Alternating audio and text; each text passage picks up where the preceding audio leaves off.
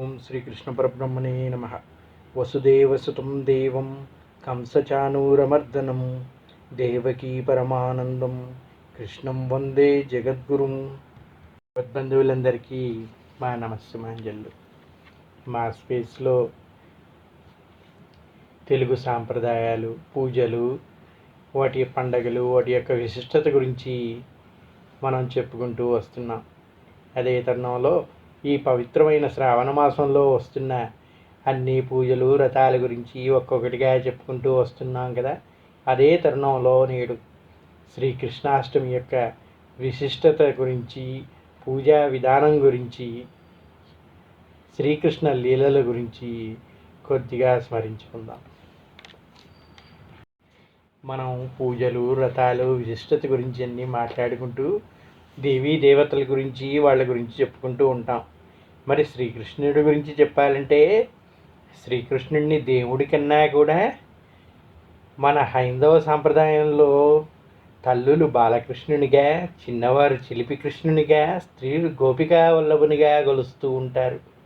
పెద్దలు గీతకారునిగా, ఇలా ప్రతి ఒక్కరి మదిలో ఏదో ఒక రూపంలో కొలువై మన ఇంటి వాడిగా నివసిస్తూ ఉంటాడు శ్రీకృష్ణుడు తప్ప ప్రత్యేకంగా ఆయన్ని భగవన్నారాయణుడిగా కొలిచే వాళ్ళకన్నా కూడా మన ఇంటి బిడ్డగా కొలిచే వాళ్ళే ఎక్కువ అని చెప్పాలి. అష్టమి అంటే ఆ కృష్ణుని యొక్క పుట్టినరోజు కదండి. మరి మన ఇంట పుట్టిన బిడ్డ యొక్క పుట్టినరోజు ఎంత ఘనంగా జరుపుకుంటాం. అటువంటి శ్రీమన్నారాయణుడైన శ్రీకృష్ణుని యొక్క పుట్టినరోజుని మరింత ఘనంగా జరుపుకోవాలి కదా. అందుకే కృష్ణాష్టమి రోజున రోహిణీ నక్షత్రంలో జన్మించినటువంటి శ్రీకృష్ణ పరమబ్రహ్మని ఏ విధంగా కొలుస్తారు, పూజా సాంప్రదాయాలు ఏ విధంగా ఉన్నాయనేది మనం ఇప్పుడు కొంచెం వాటిని మననం చేసుకుందాం. పంచాంగం ప్రకారం ప్రతి ఏడాది శ్రావణ మాసంలో కృష్ణపక్షంలో వచ్చే అష్టమి తిథి నాడు శ్రీకృష్ణ జన్మాష్టమి వేడుకలు జరుపుకుంటూ ఉంటారు. ఈ పవిత్రమైన రోజున ప్రపంచవ్యాప్తంగా కూడా జన్మాష్టమి లేదా గోకులాష్టమి వేడుకల్ని ఎంతో ఉత్సాహంగా జరుపుకుంటారు. చెప్పుకున్నాం ఏంటండి ముందే, కృష్ణుడంటే దేవుడే కాదండి, మన ఇంటి బిడ్డగా కొలుచుకుంటూ ఉండడం అనేది మన సాంప్రదాయంగా వస్తుంది. ఈ సాంప్రదాయం భారతదేశం వరకే లేదండి, ప్రపంచవ్యాప్తంగా కూడా ఇస్కాన్ లాంటి సంస్థల వల్ల నేడు ప్రపంచవ్యాప్తంగా కూడా శ్రీకృష్ణుడిని కొలుస్తూ ఉన్నారు. ఆయన యొక్క మహిమల గురించి చర్చించుకుంటూ ఉన్నారు. అటువంటి బాలకృష్ణుని యొక్క అష్టమి వేడుకలు అనేది ప్రపంచవ్యాప్తంగా జరుపుకుంటూ ఉన్నారు నేడు. వేణుమాధవుడు లోకానికే గురువు అండి, అందుకే జగద్గురువుగా కీర్తింపబడ్డాడు. గీతను బోధించి లోకాల్లో ఉండే ప్రతి ఒక్కరికి దారి చూపించి మార్గనిర్దేశకుడయ్యాడు. చిన్నతనంలోనే కన్నయ్య అల్లరి పిల్లాడిగా తన చిలిపి చేష్టలతో జీవిత పరమార్థాన్ని వివరించాడు. వెన్న దొంగగా మారి గోకులాలతో పాటు అందరి మనసులను దోచుకున్నాడు అంటారు శ్రీకృష్ణుడిని. శ్రీకృష్ణుడిని తెలియని వాళ్ళు దొంగ అంటారు కదండి. ఆయన దొంగ అంటే ఆయన దొంగిలించింది ఆస్తులో ఇంకోటి కాదండి, మనసుల్ని దొంగిలించాడంట.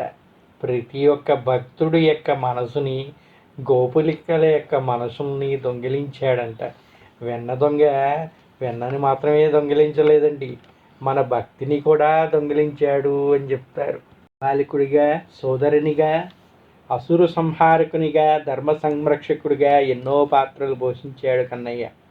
ఎన్ని పాత్రలు పోషించినా కూడా అంతా లోక కళ్యాణం కోసమే కదండి చేసింది. అందుకే కన్నయ్యని అందరూ బాగా ఇష్టపడతారు. అందుకే శ్రీకృష్ణాష్టమి వస్తుందంటే చాలు దేశవ్యాప్తంగా కూడా సందడి నెలకొంటుంది. ఈ పవిత్రమైన రోజున మన ఇంట పుట్టిన చిన్నారులు ఎవరైతే ఉంటారో వారిని శ్రీకృష్ణునిగా అలంకరించి ఆయనలో శ్రీకృష్ణుడిని చూసుకుంటూ ఉంటాం. ఆ చిన్ని చిన్ని బిడ్డల్ని చక్కగా గోపికగానో కృష్ణుడిగానో అలంకరించి ఆ ముద్దు ముచ్చట్లలో శ్రీకృష్ణుడినే మనం పెంచాము అనే ఆనందాన్ని అందరూ కూడా పొందడానికి ఇష్టపడుతూ ఉంటారు.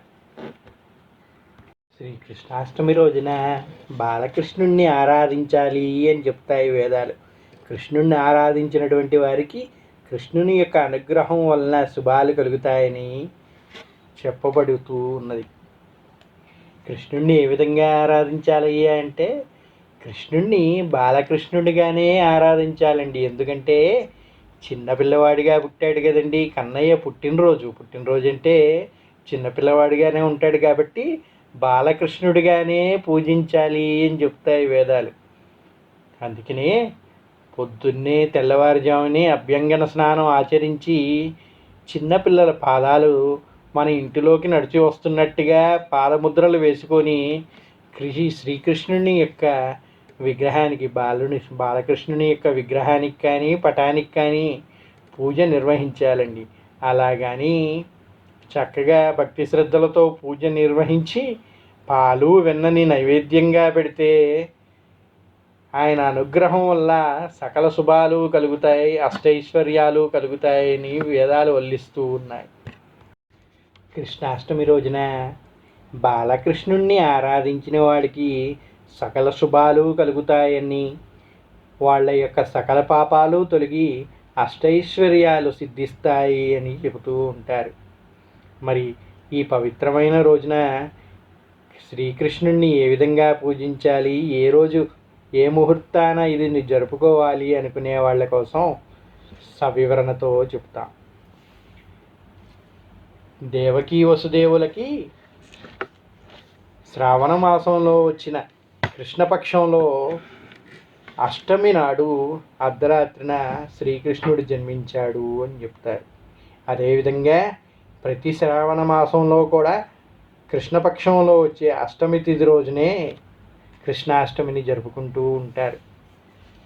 ఈ విధంగా జరుపుకోవాలి అంటే తెల్లవారుజామునే అభ్యంగన స్నానం ఆచరించి ఇల్లంతా శుభ్రపరుచుకొని చిన్నపిల్లల పాదముద్రల్ని మన ఇంటిలో శ్రీకృష్ణుడిని విగ్రహాన్ని ఎక్కడైతే పూజలో పెడతారో అక్కడి వరకు అడుగులు వేస్తూ ఆ అడుగుల చుట్టూ పూలతో అర్చన చేస్తూ స్వామివారికి చక్కగా వెన్న పాలుతో నైవేద్యాన్ని సమర్పించి పూజ చేసుకుంటే సకల శుభాలు కలుగుతాయి అని చెప్తూ ఉంటారు. సృష్టికర్త అయిన మహావిష్ణువు బ్రహ్మాండాన్ని ఉద్ధరించడానికి శ్రీకృష్ణుడిగా అవతరించిన రోజే శ్రీకృష్ణ జన్మాష్టమి. ఇదే శ్రీకృష్ణ జన్మాష్టమిని కృష్ణాష్టమిగా, గోకులాష్టమిగా లేదా అష్టమి రోహిణిగా కూడా కొన్ని ప్రాంతాల్లో పిలుస్తూ ఉంటారు. ఈరోజు ఉట్ల పండగ కూడా జరుపుకుంటూ ఉంటారు. ఏమిటయ్యా ఉట్ల పండగ అంటున్నారు, అది ఏమిటి అనుకుంటున్నారా? శ్రీకృష్ణుడు తన బాల్యంలో తన తోటి స్నేహితులతో వెళ్ళి అక్కడ ఉన్నటువంటి చుట్టుపక్కల ఇళ్లల్లో అప్పట్లో పాలు పెరుగు అన్నీ కూడా ఉట్ల మీద పెట్టేవాళ్ళండి. అంటే తాడుతో కట్టువంటి ఒక చిన్న ఉయ్యాల లాంటి దాని మీద ఈ కుండల్ని పెట్టేవాళ్ళంట. అది కింద ఉంటే చీమల బట్టో ఇంకోటి పాడైపోతాయి, పిల్లలకి ఎవరికి అంతకుండా ఉండాలని కొంచెం ఎత్తులో కట్టేవాళ్ళంట. అలా కట్టిన వాటిని తన స్నేహితులతో కలిసి వాళ్ళ భుజాలపైన కూర్చొని ఆ కుండల్ని పగలగొట్టి ఈ పాలుని వెన్నని దోచుకునేవాడంట శ్రీకృష్ణుడు. అదే రీతిన ఈ రోజున కూడా ఆ ఉట్ల పండగని జరుపుకుంటూ ఉంటారు. పిల్లలు హుషారుగా ఆ కుండల్ని పగలగొట్టి ఉట్ల పండగ జరుపుకోవడం అనేది ఒక ఆచారంగా వస్తూ ఉన్నది. ముందుగా మనం చెప్పుకున్నట్టుగా తెల్లవారుజామునే శ్రావణ మాసం రోజు కృష్ణపక్ష అష్టమి తిథిన రోహిణీ నక్షత్రం ఉన్న రోజున శ్రీకృష్ణ జన్మాష్టమిని జరుపుకుంటూ ఉంటారని చెప్పుకున్నాం కదా. చక్కగా ఇంటికి ముగ్గులు అలంకరించుకొని మంచిగా అలుక్కొని శుభ్రపరచుకొని ఒక చక్కని వస్త్రం పరుచుకొని దానిపైన బియ్యం వేసుకొని దానిపైన శ్రీకృష్ణుని యొక్క బాలకృష్ణుని యొక్క మూర్తి కానీ పటాన్ని కానీ ప్రతిష్ఠించుకొని అక్కడ చక్కగా పూజ నిర్వహించుకోవాలండి. ఆ పూజ ఏ విధంగా నిర్వహించుకోవాలంటే కృష్ణాష్టకం తెలుసు కదండి, శ్రీకృష్ణాష్టకాన్ని చదువుకొని శ్రీకృష్ణుని యొక్క పూజని నిర్వహించుకోవాలి అని చెప్తారు. మరి నిర్వహించుకుంటారు, అన్నీ చేసుకుంటారండి, అందరికీ నైవేద్యాలు ఇవన్నీ పెడతాం దేవీ దేవతలకి. అదేవిధంగా శ్రీకృష్ణుడికి కూడా పెట్టాలి అంటే శ్రీకృష్ణునికి ఒక ప్రత్యేకత ఉందండి. ఆయనకి ఏమిటయ్యా ప్రత్యేకత అంటే మీరు అందరి దేవీ దేవతలకు పెట్టినట్టుగా అన్ని రకాల నైవేద్యాలు ఆయనకు అవసరం లేదు. ఆయనకి మీరు ఇది ఏది పెట్టినా పెట్టకపోయినా అటుకులు పాయసం కానీ, పాలు కానీ, వెన్న కానీ పెడితే ఎంతో సంతుష్టుడవుతాడంట. అందుకే శ్రీకృష్ణాష్టమి రోజు తప్పకుండా కూడా ప్రతి ఒక్కళ్ళు వాళ్ళు పూజ చేసుకున్న తర్వాత ఆయనకి కొద్దిగా వెన్నని, చక్కని పాలని నైవేద్యంగా పెట్టాలి అంటారు. ఈ విధంగా కుచేలుడికి అష్టైశ్వర్యాలు కల్పించినటువంటి శ్రీకృష్ణ పరబ్రహ్మకి కుచేలుడు ఏమిచ్చాడయ్యా అంటే అటుకులు తినిపించాడంట. అంటే శ్రీకృష్ణుడికి అటుకులు అన్నా కూడా పరమప్రీతి అని చెప్తారు. అందువల్ల ఈ రోజున కొద్దిగా అటుకులు బెల్లం కానీ, అటుకులతో చేసిన పాయసం కానీ నైవేద్యంగా పెట్టచ్చు. ఇక నారాయణుడు అష్టోత్తర శతనామావళి కానీ, శ్రీకృష్ణ అష్టోత్తర శతనామావళి కానీ జరిపించుకొని నైవేద్యాన్ని నివేదించుకొని అందరూ కూడా చక్కగా నైవేద్యాన్ని స్వీకరించాలి. మీ ఇంట్లో ఎవరన్నా చిన్నపిల్లలు ఉన్నట్టయితే వారిని కూడా శ్రీకృష్ణుడిగా భావించి శ్రీకృష్ణునిలాగా అలంకరించి వారికి పూజ జరిపించినా కూడా మీకు సుఖ సంతోషాలు కలుగుతాయి అని చెప్తూ ఉంటారు. అందరైతే బాలకృష్ణుడు కదండి, బాలకృష్ణుడిని చక్కగా ఒక ఉయ్యాలను అలంకరించి ఆ ఉయ్యాలలో శ్రీకృష్ణ పరబ్రహ్మ మూర్తిని ఉంచి దానికి చక్కగా పూజ నిర్వహించి ఆయనకి నైవేద్యాలన్నీ పెట్టి మంచి పాటలతో సంకీర్తనలతో ఆ ఉయ్యాలని ఊపుతూ శ్రీకృష్ణుడిని చక్కగా జోలపాటలు పాడుతూ సంకీర్తన జరిపిస్తూ ఉంటారు. ఈ విధంగా కూడా ఆయనకి పూజ నిర్వహిస్తూ ఉంటారు. ఇవన్నీ అయిన తర్వాత సాయంత్రం పూట ఉట్లు కట్టి ఊళ్ళో ఉన్న పిల్లలతో సరదాగా ఆ ఉట్లు కొట్టే కార్యక్రమం అనేది నిర్వహించుకుంటూ ఉంటారు. ఈ విధంగా శ్రీకృష్ణాష్టమి వేడుకలు జరుపుకుంటూ ఉంటారు. కృష్ణునికి అత్యంత ప్రీతికరమైనది ఇంకోటి ఉందండి.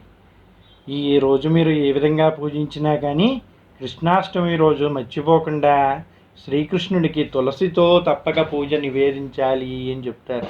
ఆయనకి ప్రసాదం నివేదించేటప్పుడు కానీ, ఆయనకి మాల వేసేటప్పుడు కానీ అందులో తులసి ఉండేటట్టు చూసుకోవడం తప్పనిసరి అండి. ఎందుకంటే కృష్ణుడికి అత్యంత ప్రీతికరమైనది ఏమిటయ్యా అని చెప్తే 1 తులసి, 2 వెన్న, 3 నెమలి పింఛం. ఇవి ఉంటే చాలు శ్రీకృష్ణుడి రూపాన్ని మనం ఊహించుకోవచ్చు. అంతటి ప్రీతికరం అంట ఇవి 3 అంటే ఆయనకి. అందుకనే ఆయనకి మీ ఇంట్లో నెమలి పింఛం కానీ ఉంటే అలంకరణలో నెమలి పింఛాన్ని వినియోగించండి. ఇంకా తులసి పత్రంతో పూజ జరిపించండి.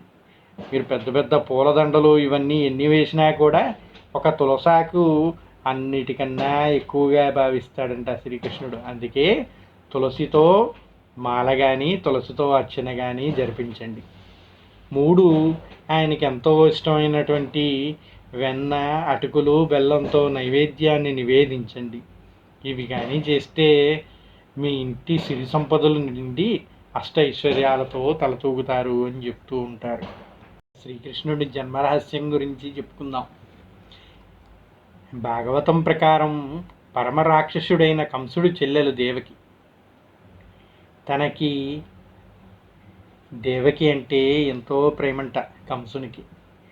చక్కగా అల్లారుముద్దుగా పెంచుకొని వసుదేవునితో వివాహం జరిపించి అత్తారింటికి పంపే ఏర్పాట్లు చేస్తుండగా అశరీరవాణి ఆకాశం నుంచి వినిపిస్తూ, ఓరి కంస, ఇంత ప్రేమగా నువ్వు చూసుకుంటున్న ఆ దేవకి అష్టమ గర్భం వల్లే నీకు మరణం సంభవిస్తుంది అని చెప్తుంది.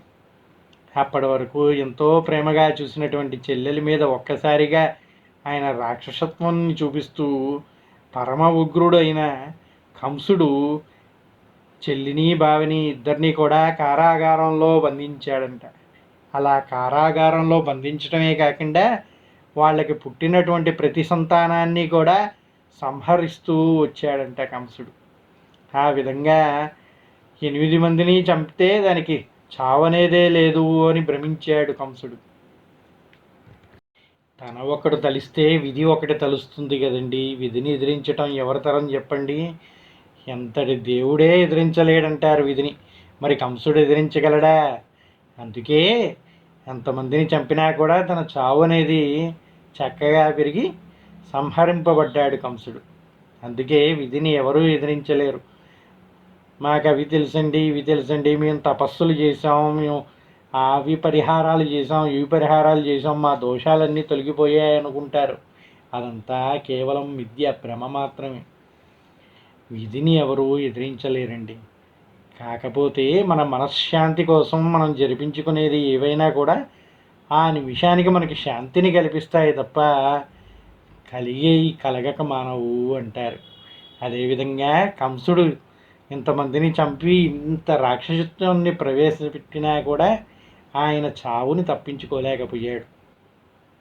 కారాగారంలో జన్మించినటువంటి శ్రీకృష్ణుడు వసుదేవునికి కనిపించి ఆయనని యశోదాదేవి దగ్గరికి చేర్చమని చెప్పాడు.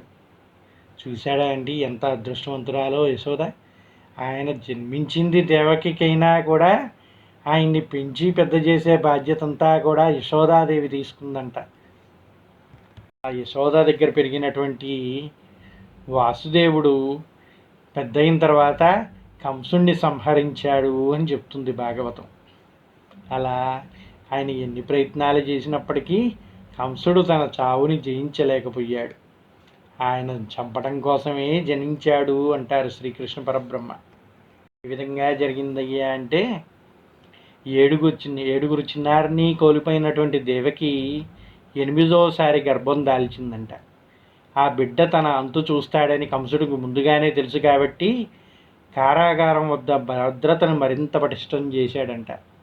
నెలలు నిండిన దేవకి శ్రావణ మాసంలో కృష్ణపక్ష అష్టమి నాడు రోహిణీ నక్షత్రం వేళ అర్ధరాత్రిన శ్రీకృష్ణుణ్ణి జన్మించాడు.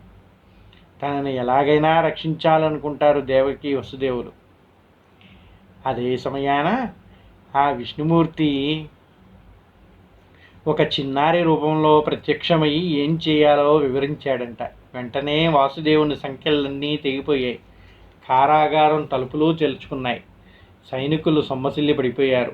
ఆ బాలకృష్ణుని వసుదేవుడు బుట్టలో నిద్రవచ్చి రేపల్లెకి బయలుదేరాడు. అప్పుడు దారిలో కుండపోత వర్షం కురుస్తుంటే కన్నయ్యపై వర్షపు చినుకులు పడకుండా ఆదిశేషుడు పడగవలే మారి గొడుగుగా పడతాడంట. ఆ విధంగా వసుదేవుడు ఆ నీటిలోనే అలా తీసుకుని వెళ్ళాడు. యమునా నది దాటుతుంటే రేపల్లి యమునా నది కూడా వారికి ఎటువంటి ఇబ్బంది కల్పించకుండా ఉండాలనే ఉద్దేశంతో 2గా చీలి దారి ఇచ్చిందంట వసుదేవుడికి. కుండపోత వర్షం కురుస్తూ ఉంటే ఆ శ్రీకృష్ణుడు చిన్న బిడ్డగా ఉన్నాడు కదండి, ఆ వర్షం నీళ్లతో ఇబ్బంది పడకుండా ఉండాలనే ఉద్దేశంతో వాసుకి తన పడగనే గొడుగుగా మార్చి వసుదేవుడి వెంట రేపల్లెకి బయలుదేరి వెళ్ళిందంట.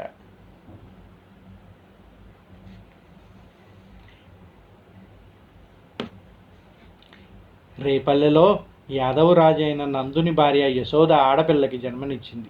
అది గమనించిన వసుదేవుడు కన్నయ్యని యశోద పక్కన పడుకోబెట్టి ఆ ఆడపిల్లని తన చేతిలోకి తీసుకొని అక్కడి నుంచి తిరిగి కారాగారానికి వచ్చాడంట.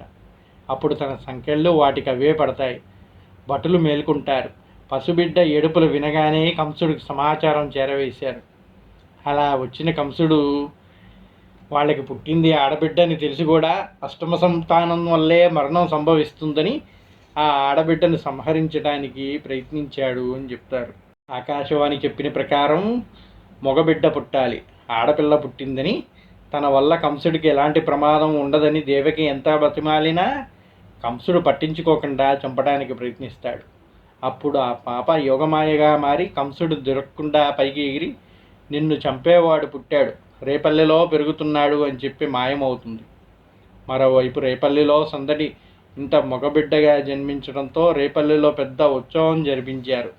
ఆ ఉత్సవాన్నే గోకులాష్టమిగా ప్రసిద్ధిగాంచి ఈ రోజుకి కూడా మనం శ్రీకృష్ణాష్టమిగా జరుపుకుంటూ ఉన్నాం. ఇప్పుడు శ్రీకృష్ణుడు ఎంతో భక్త సులభుడు. భక్తులందరి హృదయాల్లో నివసించే ఆ శ్రీకృష్ణుడికి ఇష్టమైనవి కూడా కొన్ని ఉన్నాయంటారు. మరి వాటి గురించి కూడా మనకు తెలుసుకోవాలి కదండి. మనందరికీ శ్రీకృష్ణుడు అంటే ఇష్టం. మరి శ్రీకృష్ణుడికి ఇష్టమైన ఏమిటో తెలుసా? మొదటిగా చెప్పుకోవాల్సింది నెమలి పింఛం అండి. చిన్నపిల్లగాడప్పటి నుంచి కూడా యశోదాదేవి నెమలి యొక్క పింఛాన్ని ఆయనకి అలంకరించేదంట. అందుకని మొదటిగా శ్రీకృష్ణునికి ఇష్టమైన వాటిల్లో అత్యంత ఇష్టమైనది ఏమిటయ్యా అంటే నెమలి పింఛం అని చెప్తారు. అందుకే ఈరోజు నెమలి పింఛం కానీ దొరికితే శ్రీకృష్ణుని అలంకారార్థం తప్పకుండా వినియోగించాలి. ఇక రెండోది, వేణుగాన ప్రియుడు శ్రీకృష్ణుడు.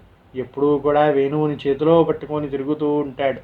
ఆ వేణుగానంతో అందరినీ తన్మయత్వంలో ముంచుతాడు ఆ మాయలవాడు అని చెప్తారు. అందుకని వేణువుని కూడా శ్రీకృష్ణుడి పూజలో వినియోగిస్తే ఆయన పరమ సంతోషంతో మనల్ని ఆశీర్వదిస్తాడు అని చెప్తారు. ఆ తర్వాత చెప్పుకోవాల్సింది ఏమిటయ్యా అంటే, మీరు ఏ పుష్పాలతో, దేంతో, వెండితో, బంగారంతో, దేంతో అలంకరించినా, దేనితో పూజించినా కృష్ణునికి అత్యంత ఇష్టమైనది ఏమిటయ్యా అంటే తులసి పత్రం.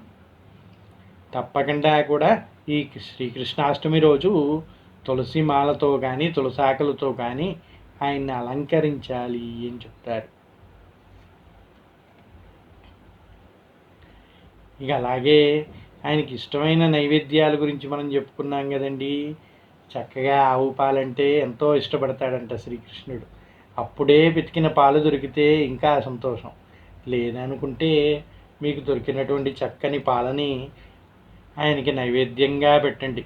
శ్రీకృష్ణాష్టమి వస్తుందంటేనే ఒక 2-3 రోజుల నుంచి పాలల్లో వెన్నని తీసి, మీగడని తీసి వెన్నగా మార్చుకొని ఆ వెన్నని చక్కగా దాచిపెట్టుకొని ఉంచుకోండి. ఎందుకంటే కృష్ణుడికి మీరు ఎన్ని నైవేద్యాలు పెట్టినా కూడా ఆయనకి కొద్దిగా వెన్నలో పంచదార కలిపి తినిపిస్తే అంతకన్నా ఆయనకి ఇంకా ఎన్ని నైవేద్యాలు పెట్టినా అవన్నీ అవసరం లేదు అంటారు. అందుకని వెన్నని నైవేద్యంగా ఆయనకి ఆరగింపజేయండి. అలాగే కుచేలుడంతటి వాడికే శ్రీకృష్ణుడు ఆయన ఇచ్చిన అటుకులతో సంతృప్తి చెంది అష్టైశ్వర్యాలు కలిగించాడు అంటారు. కుచేలుడంటే ఆయన దగ్గర ఏమీ లేదంటండి. కృష్ణుడికి మిత్రుడు. ఆయన్ని కలవటమే ఆయనకి ఎంతో గొప్ప. మరి అటువంటి వాణి దగ్గరికి, రాజు దగ్గరికి వెళ్ళేటప్పుడు ఉట్టి చేతులతో వెళ్ళకూడదు కదా. అలాగని వాళ్ళ ఆవిడ ఒక అటుకుల మూట గట్టి పంపించిందంట.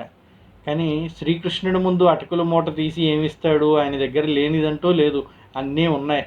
అటువంటి వాడికి ఈ అటుకులు ఒక లెక్క అని చెప్పేసి భావిస్తున్న